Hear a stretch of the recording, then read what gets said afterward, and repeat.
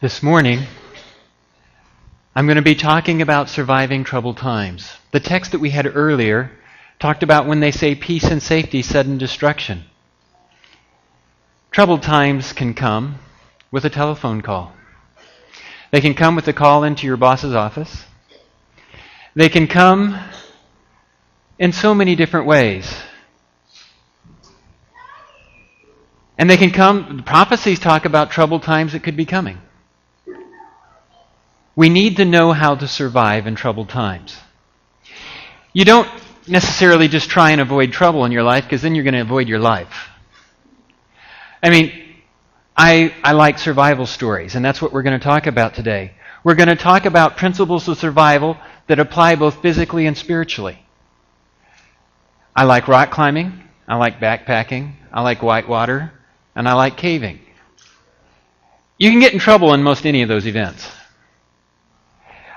I guess you could improve your chances of survival by sitting home and doing nothing. But what would life be like? That'd be kind of boring. And then I'd die of a heart attack sitting on the couch.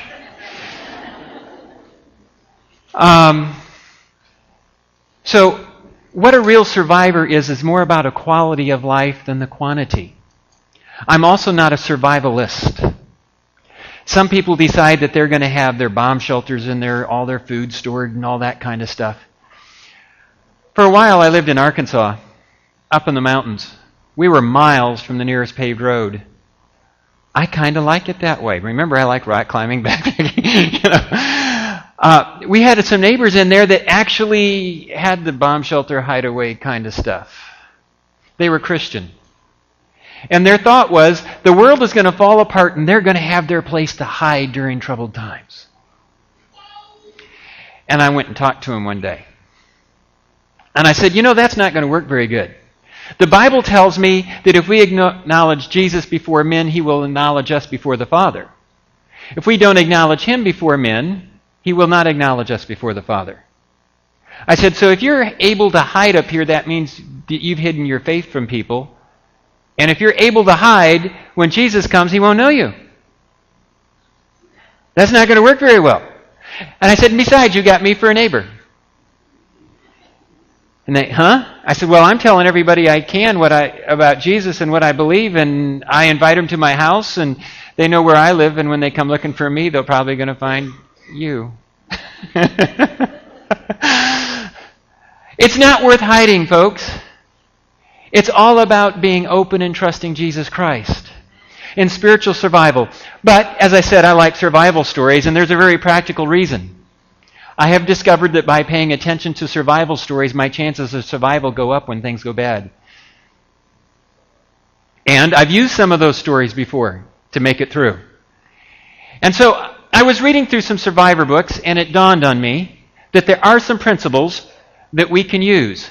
Number one, the key to survival is attitude.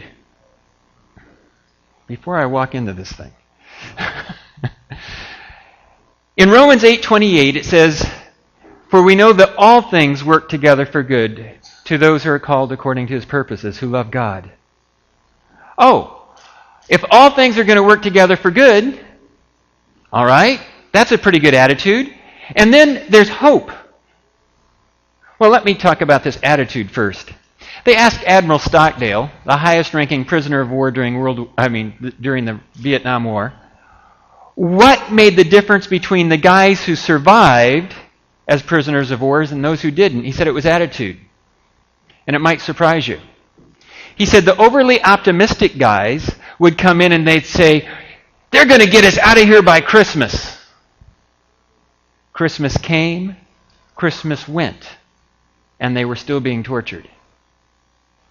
They gave up and died. The overly optimistic guys didn't do so well. But there were others who had a realistic optimism that said, if we hang together, if we support each other, and we hang on, we can make it no matter how long it takes. Those guys would use Morse code and tap out signals to each other, and by the time they were set free, many of them knew almost the entire New Testament by memory in little bits and pieces that they were able to remember and share with each other and keep building it. Bit by bit, they kept putting their lives back together again, even in horrible circumstances. Together we can make it. And friends, as Christians, together we can encourage each other to make it no matter how long it takes. We can do it together. And then there's hope. I'm going to ask you to turn in your Bibles to Philippians chapter 1, verses 19 to 25. For I know that this will turn out for my salvation through your prayer and the supply of the Spirit of Jesus Christ. What is it? He's a prisoner for Jesus Christ. According to my earnest expectation and hope that in nothing I shall be ashamed, but that with all boldness as always, so now also Christ will be magnified in my body, whether by my life or by my death. For to me is to live as Christ, and to die as gain. But if I live on in the flesh, this will mean fruit from my labor. Yet what shall I choose? I cannot tell. Did you catch that? Now listen to this. For I am hard pressed between the two. Let's see. Do I want to live or do I want to die? A desire to depart and be with Christ, which is far better. Nevertheless, to remain in the flesh is more needful for you. Being confident of this, I know that I shall remain and continue with you all for your progress and joy and the truth. Why don't you get the idea here? They threatened Paul, renounce your beliefs or we'll kill you. Praise the Lord. The next thing I know, it's resurrection. I'm with Jesus Christ. Okay, Paul, we're going to make you live. Praise the Lord. That means you're going to have to put me under guard. Are you ready to lose your guards to Christians? No matter what you do with this guy, he's going to praise the Lord. I want that kind of attitude. I really do. Don't always have it. That's the kind of attitude I want. Let's go over to verse 29. For to you it has been granted, this is a privilege that has been granted to you. What is it? On behalf of Christ, not only to believe in him, but to suffer for his sake.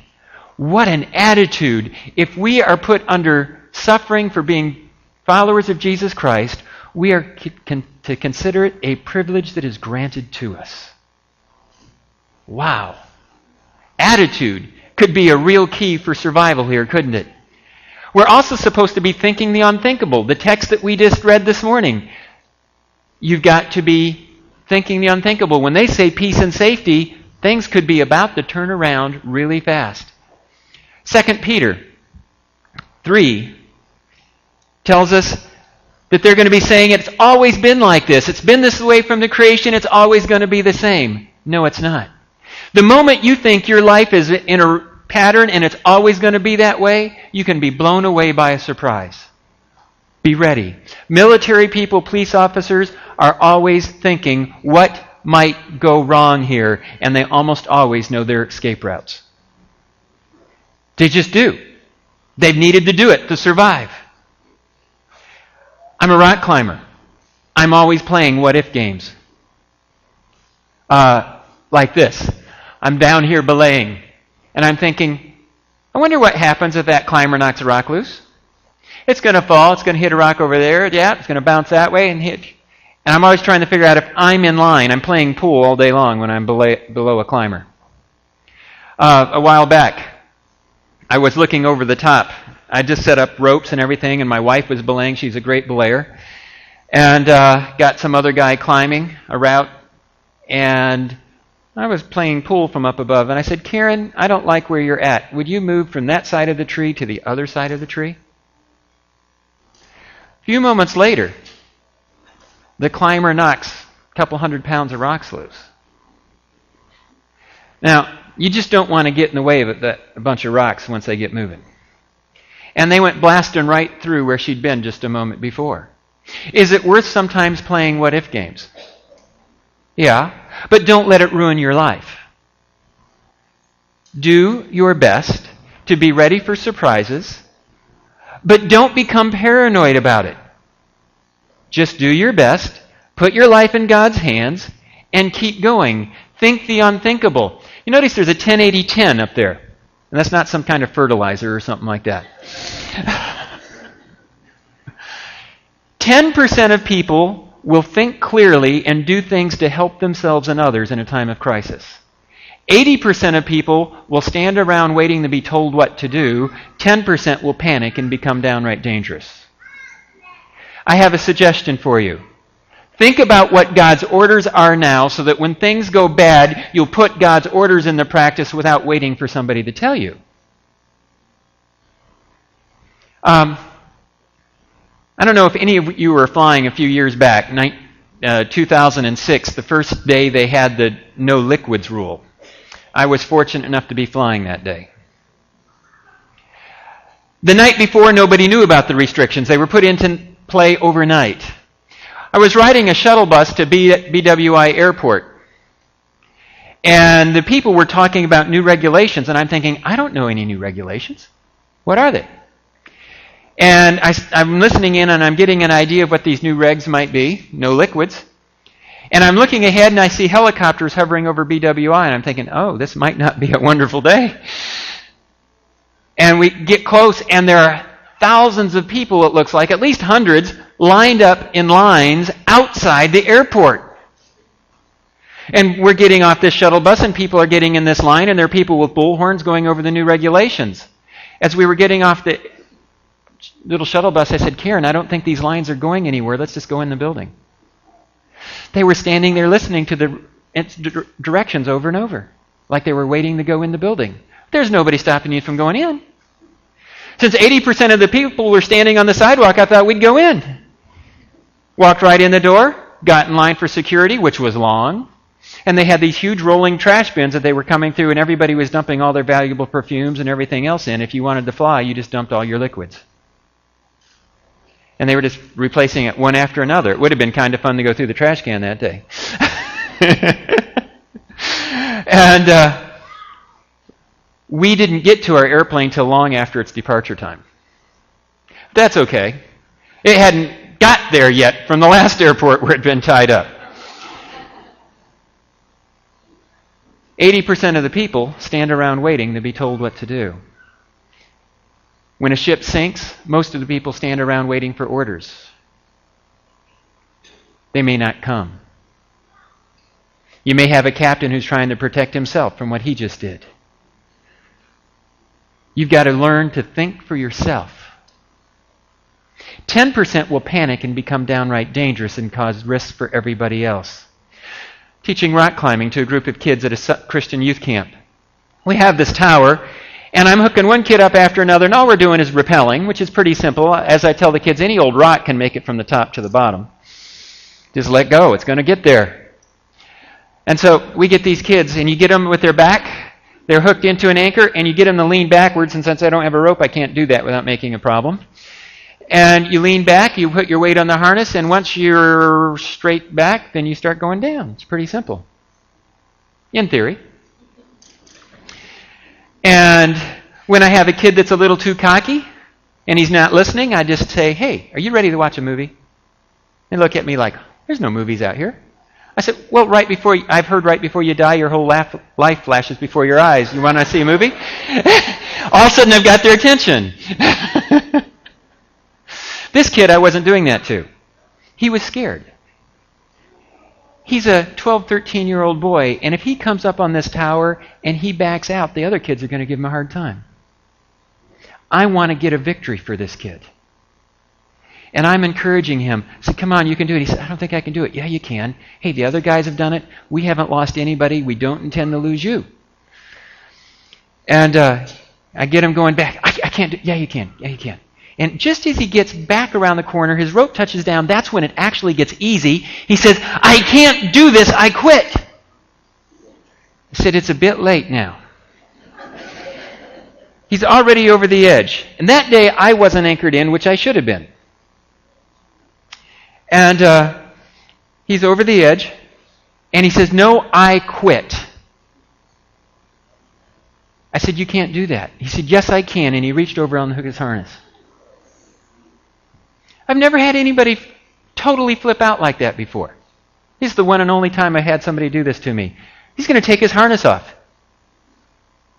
I grabbed his rope and I swung. And I happened to be having hiking boots on that day, which was a good thing. Because I made good, solid connection with my hiking boot against his knuckles. And it knocked him right off that buckle. And he did not get his buckle off. And at that point, he was not going down. I didn't care how much work this kid was going to cause me. I wasn't going to have him out of my reach. And we finally got him back up over the edge. It wasn't easy. It's a lot easier to go down at that position. So, I discovered, that 10% can be downright dangerous to themselves and to others. Story listening is important. 1 Corinthians 10, verses 11 through 13, tell us all the stories in the Bible are there for our benefit. They're to help us out. Story listening is important. Remember Captain Sullenberger? The miracle on the Hudson? A few days later, there was another crash in the New York City area. February 15th.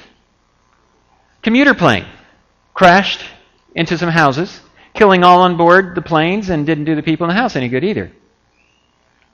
What was the difference? Story listening. You see, on the commuter plane, they were flying in icing conditions, and the regulations are to take it off autopilot and fly it yourself. The captain ignored the regulations. He ignored the policies. And autopilot doesn't do well when there's ice. It tries to correct, it sends itself into all kinds of stuff, and it crashes. And that's what happened that day.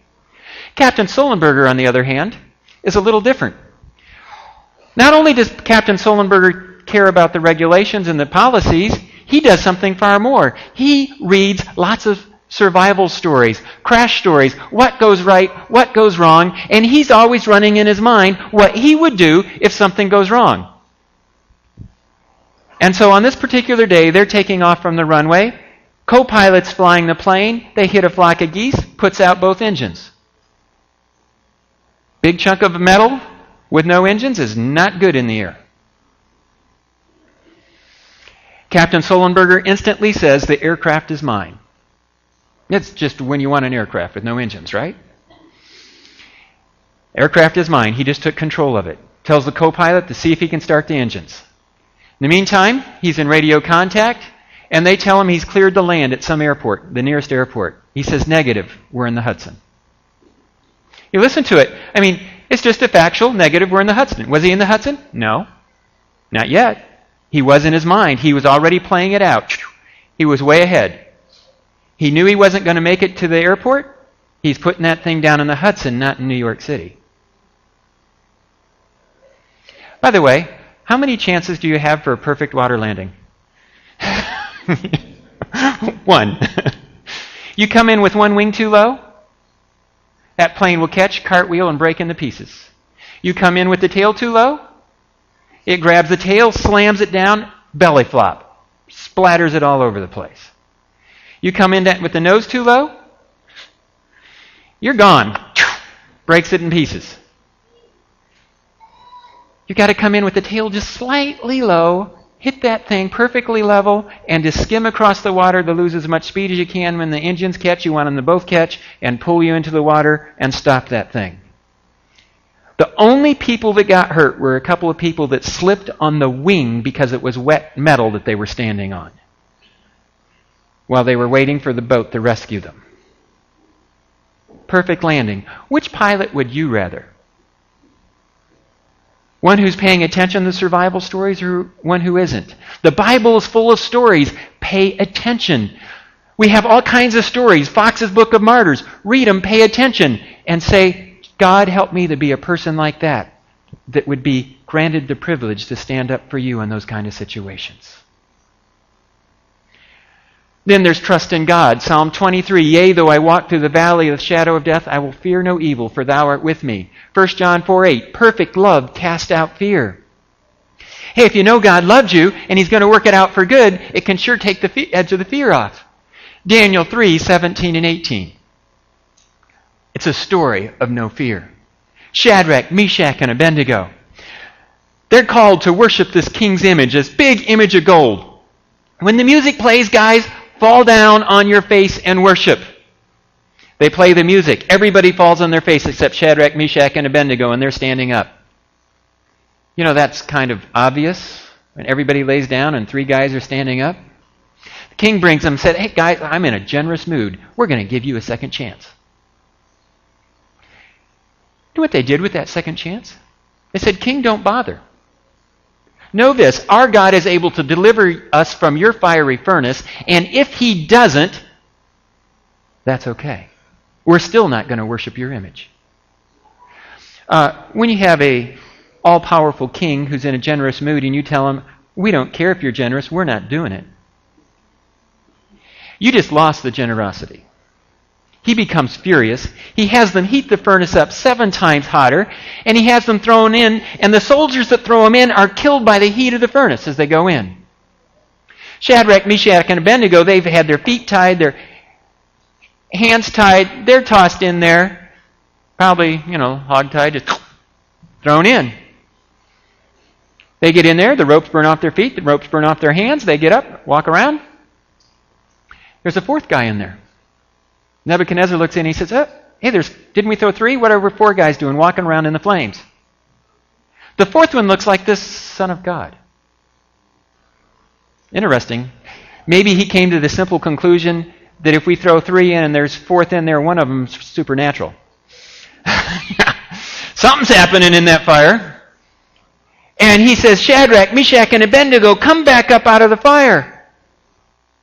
I've got this sneaking suspicion they looked at Jesus and said, do we have to? Hey, if you're walking around with Jesus and the king wants to talk to you, which one has a priority here? Jesus, go on, guys. They walk out. Their hair's not even singed. You know what happens when you reach a little too close to the candle and the hair on the back of your knuckles or whatever goes and it doesn't smell good? There's no stink of the fire. There's no singed hair. They're in fine shape. It gets Nebuchadnezzar's attention. You see, often God will use what happens to us for good. But we've got to be willing to say, okay, Lord, if you have anything else for me to do in this life, it's all up to you. If not, I'll spend eternity with you. Don't worry about this short life. Focus on the long life that follows. By the way, the only thing you have if you don't have this trust in God is humor.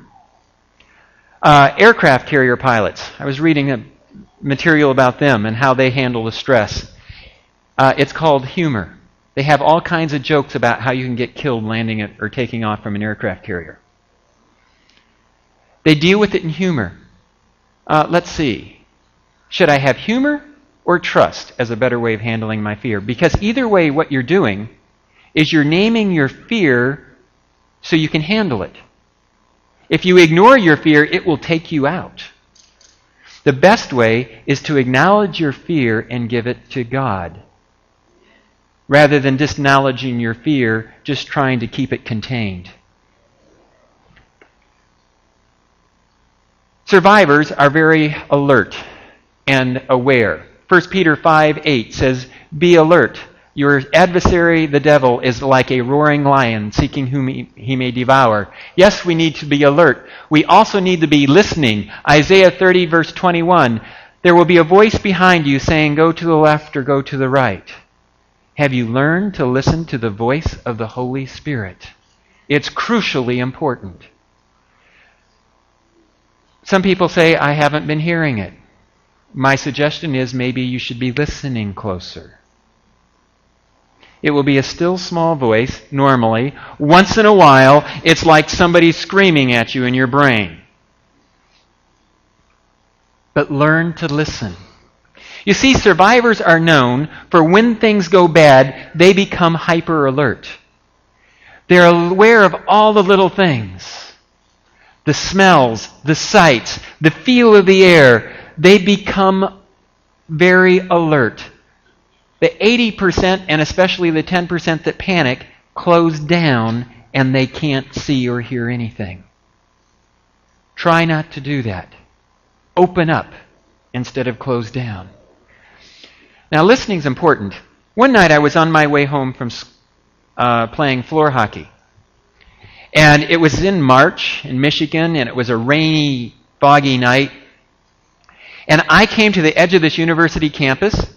I dropped down through the woods, would get to the bottom of the valley, cross a creek, and our house was down there in the valley. And I'm feeling my way along, and there are all these little saplings and trees, and everything's wet. You know what happens when you bump into a sapling and it's all wet? It rains on you and all this, and I'm feeling for the trail, and I know this trail really well. I don't have any light on, and I'm just slowly feeling along because I don't want to get soaked by bumping a tree. And just beside me, about where this pew is, there was a rabbit hopping along, just hop, hop, nice and relaxed. He didn't know I was right beside him. I thought that was kind of funny. And I was especially being quiet because I wanted to see how long I could stay parallel to this rabbit. I get to this giant tree, and the trail turns and goes straight down.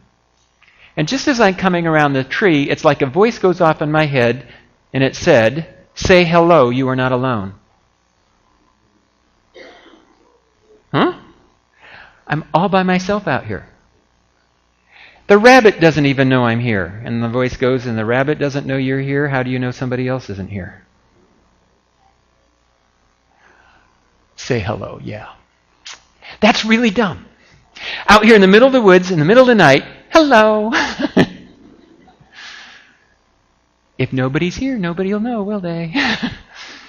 I'm standing here by this tree, and I finally decide, okay, I'm right by a big tree. If I need protection, at least I've got this tree, right? And I'm thinking, this is really dumb. I come through here all the time in the middle of the night. Why this scaredy cat routine now? Okay. Hello. Before I could get behind the tree, I was blinded by a very bright light. About here to that floor, I had walked up behind an armed man, and he did not know I was there. A game warden watching the stream in ambush for a poacher. He is laying on the trail, and I have walked up behind him. And I'm above him. Is this a good situation? He is listening to a rabbit hopping straight towards him, and he thinks it's funny that the rabbit's not there. Doesn't know he's there. The rabbit had both of our attention. And I couldn't see him on the trail that far away. I hesitate to think of what it might have been like to have been closer than that to surprise an armed man that's laying on the ground and I'm behind him. He wanted to know who I was. He was on our property. I wanted to know who he was. But he had the drop on me. And we got it straightened out. And I was actually grateful he was there because we had trouble with poachers through there. And so we had a little talk, and I went on home, and he laid back down. But is it worth paying attention to the still small voice? I mean, I've had the Lord tell me, go talk to somebody about something, and I'm thinking, I don't want to. They don't like me very well. I argued with with the Lord one time about a guy for 24 hours before I finally did it. Do you know what he said later when he was being baptized? He said, I asked God for help, and the very next day, Pastor Tim came to talk to me. I fought it for 24 hours. What happens if we really learn to listen? What happens? It's awesome to learn to listen to Jesus Christ. So, we need to learn to listen. Flexible preparedness. 2 Timothy says to prepare ourselves to be good students, ready to do God's will. 1 Peter 3:15 says, always be ready to give a defense for your faith, but do it with gentleness and respect. Proverbs 14:12 says, be careful that there's a way that seems right to a man, but the ends thereof are the ways of death. I went caving during flash flood warnings one time. Probably not recommended. But I knew that the cave was going to be fine. It's got a high entrance and a low entrance. The low entrance is going to go underwater. I just stay high in the cave. No big deal. But I've got to cross a stream several times to get to the cave. Normally it's about that deep. This is in December in Arkansas. And I figure, okay, if we can get to the cave, we can cave, and the water should go down during the day because we'd had thunderstorms. We get there, and the water's running about this deep, and that's starting to get fast and deep in a fast crossing with a group of people. So I strung my rope across as an Aeolian traverse, and I took my group across. I weighted it. I took them across, and from there we make it to the cave. And I figure I can make it back. We go into the cave and it was a rather short trip. It was 6 hours underground because we didn't have the rope to go in the deep part of the cave. But I know I've got my emergency route out. That plan nearly cost us our lives. Because when we got to the cave opening on the way back out, there was a strobe light outside. It was a thunderstorm. What we didn't know is a thunderstorm had parked over the cave for 6 hours. And we'd had who knows how many inches of rain. And it was just water everywhere. That stream that was running about that deep is now running at least 8 feet deep. I left the cave because I had a plan. I had an Aeolian traverse. When we got to that part of the stream, we couldn't make it to our end of the rope. Had to give up on that, but we are now out in bad weather and it's spitting snow and we're drenched. Hypothermia conditions, big time. My 10-year-old son at the time, now a 21-year-old, is crying. He says, "Daddy, can I just go to sleep?" And we're fighting through greenbriers and cliffs and all kinds of stuff, and he's crying and he keeps whining about this. And I finally turned around to him and I said, "Michael, if we stop moving tonight, we will die." It's just that simple. You quit, you're dead. He goes, "Oh." He didn't cry again that night. We weren't rescued until midday the next day. And it took 6 to 8 hours for us to stop shaking after we were rescued. It was cold. There's a new normal that you need to know for survival, especially emotional survival. Be ready to be thankful for what you have. I bent down to pick up my slippers one morning. Bent down, twisted around the corner of the closet. I'm not making that same move today. The next thing I knew, I was face down on the floor. I'd herniated 2 discs. I'd stressed my back the day before, and I just finished it picking up slippers. But the moral of the story is don't ever pick up slippers and you're fine. And very soon I found myself laying on my bed and I couldn't move. I couldn't get to the bathroom. I could not move. A friend came in, gave me an epidural in my bedroom. That's pretty good service, isn't it? They had to put me on an ironing board to put me in an upright position. Gave me an epidural. I got up, walked downstairs, and got ready for a prophecy seminar I was going to do. And but it's been a long time not being able to do very much. And I had to be willing to accept the new normal. I can do what I can do, and I can be thankful for what I can do. And pretty soon I was thankful that I could crawl on my hands and knees to pick some strawberries. I couldn't bend over to get them, but I could crawl and pick some strawberries in the spring. Within a few more months, I was building a rock wall in my backyard, very carefully and very slowly. A few more months, keeping at it, I've gotten back to rock climbing and backpacking some. We have to be willing to accept. If you're ever a cancer patient, you will have to accept a new normal. They will tell you what the plan is, and overnight it will change on you, and the next day they're telling you, here's the new plan. If you waste your time thinking about what could have been or what was, you'll have nothing to be thankful for about today. Accept the new normal. Truth matters, John 8:32. And you shall know the truth, and the truth shall set you free. People act like the Bible doesn't matter. It does matter. Truth matters. I'm going to cut a couple of these out, but here's one. There's a guy by the name of Gordon Geisbeck. They call him Professor Popsicles. He's taken his own body down into hypothermia conditions 39 times. I've been in hypothermia once. I don't want to go there again. But he's done it 39 times. I was told as a young man you have 3 to 5 minutes of survival time if you get thrown into ice water. That's a lie that can cost you your life. Here's the truth. You have 1 minute to control your breathing. If you've never been thrown into ice water, and I've gone through the ice before, it is cold. And the first thing you do is control your breathing. Get a deep, even breathing pattern going.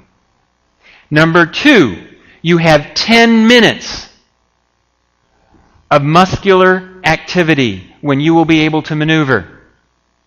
10 minutes. Use them. If you can get out, get out. If you can't, before that 10 minutes is over, you find the most secure piece of ice available, put your arms on it, and hold still.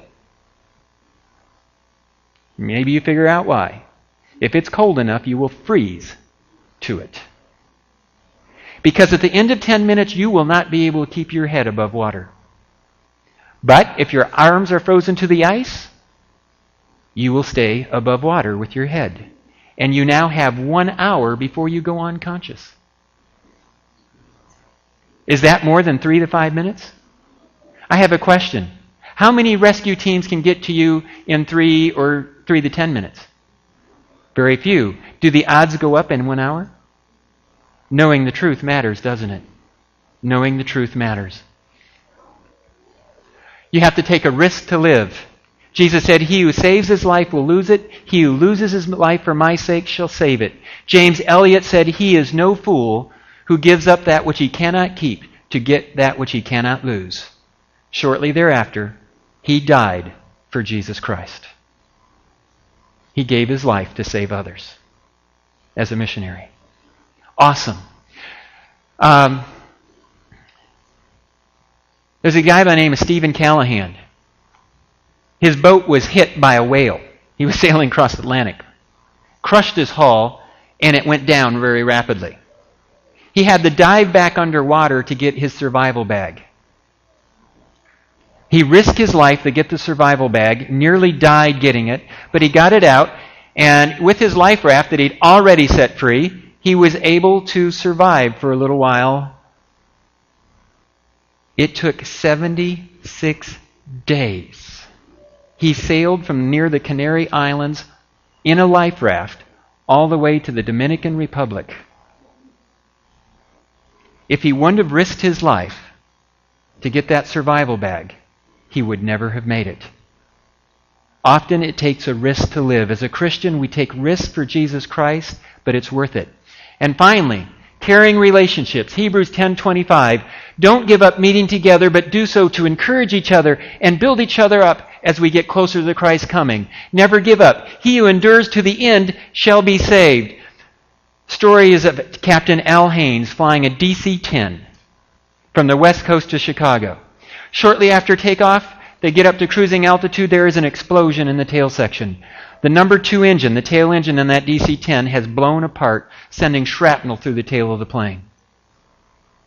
He comes on the radio and speakers and he says, "Folks, we've just lost our number 2 engine, but we still have both wing engines. We can make it with both engines. We will be making an early landing." And he is up in the cockpit and he tries his control surfaces, his flaps. Nothing. He flips to the second hydraulic system, control system. Nothing. That's a good thing we have 3 of them. Flips the number 3 system. Nothing. It took out all 3 hydraulic systems, the unthinkable. He radios in and says, "We have no hydraulic control systems. How do we fly this airplane?" The engineers come back with this really, really encouraging report. There is no way to fly that plane. Okay, would you like an airplane pilot who cares about his family, his passengers, and doesn't believe in giving up? Or would you want somebody who's just going to take their word for it and say, "Okay, I quit"? Quitting's not an option to Al Haynes. He and his buddies figure out a plan that are on the plane, and they accelerate one engine a little bit and slow the other engine down, and it puts the plane in a big circle. The only things they have for controls are the 2 throttles for the 2 engines. That's it. That's all they have. Up, down, turn, 2 throttles. So you can just slow it down and make the plane start falling. That's all they've got. Speed it up and hope it climbs. Slow one down, speed the other up, yeah. So they get this big circle going, and they figure out Sioux City, Iowa is going to come in one of those circles. So they head for Sioux City, and he tells everybody on board, he says, I'm not going to lie to you, it's going to be a really rough landing. They have no landing gear. I mean, he's just putting this thing on the ground. They say it was like driving a car down from Pikes Peak with no brakes, just with doors opening and closing to steer it. And no steering wheel. That is basically it. And he's coming in for a landing, and he says it's going to be really rough, and he's got them all preparing. And they tell him, you are cleared to land on any runway.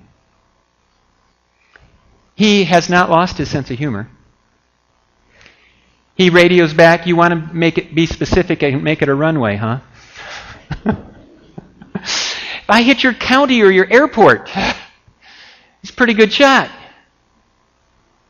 He hit the runway. He was coming down fast. He was coming down way too hard.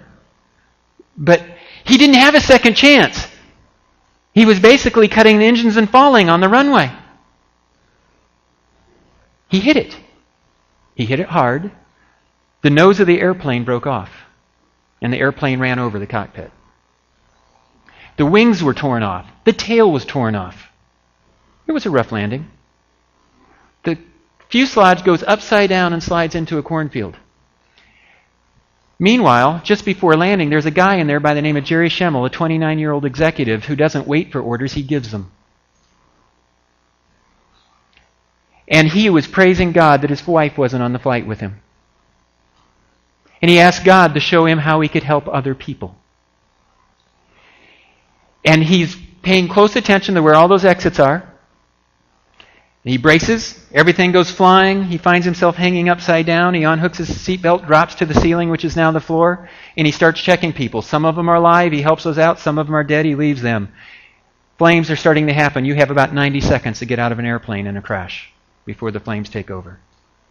And he's burning up his seconds, helping people, one after another. He finally can't find anybody else that's alive to help, and he gave up looking for exits right off the bat, because as soon as he dropped down, he realized there was no end to either end of the fuselage. I mean, that's one big exit both ways. And he heads to the end. He jumps through flames to leave the plane. And just as he does, he hears a cry behind him of an infant. He hits the ground, turns around, goes back through the flames, back into the airplane, and he goes in there, and there's no crying. He says, God, make that child cry again. And the child cries again, and he finds this 11-month-old girl in an overhead compartment. Somehow she went flying during the crash, and a compartment came open, she went in, and it closed, protecting her from the rest of the stuff. He takes her out of it, puts her inside of his jacket, and heads back through the flames. He's only minorly injured in the flames. She's not injured at all. He gets outside and he finds a couple who are weeping hysterically because they've just lost their 11-month-old daughter. And he gives them their daughter. Meanwhile, they found Captain Al Haynes in a very smashed piece of cockpit. And they are beginning to work on getting he and the crew out of the cockpit. I mean, it's taking all kinds of equipment to get them out. And Al Haynes asked a question. He's still alive. He's pinned, but alive. Did anybody die? Yes, sir. Then I'm a failure, he said. They said, no, sir. More have lived than died. Not bad for the plane that couldn't be flown. Friends, never, ever give up. Listen to this still small voice. Know that you need to follow the stories of the Bible, that God will work all things together for good. And you can be a survivor. It's not about a long life. It's about a life with Jesus Christ. That's what it's all about. In closing, we have the song, In a little while, we're going home. You want us to just catch maybe first and last verses of that one, Pastor? Yes, he says. So, ladies, first and last verses of this one in a little while, and then he has something to share for you guys to do something for Jesus. And listen to the Spirit as you do.